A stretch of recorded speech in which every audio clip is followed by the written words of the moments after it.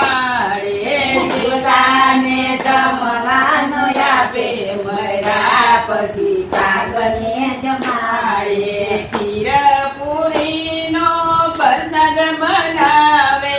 ખીર પૂરીનો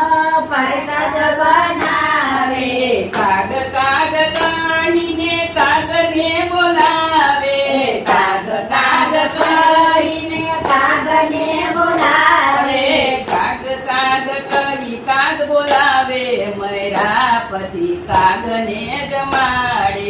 કાગ કાગ કહીને બોલાવે મર્યા પછી કાગને જમાડે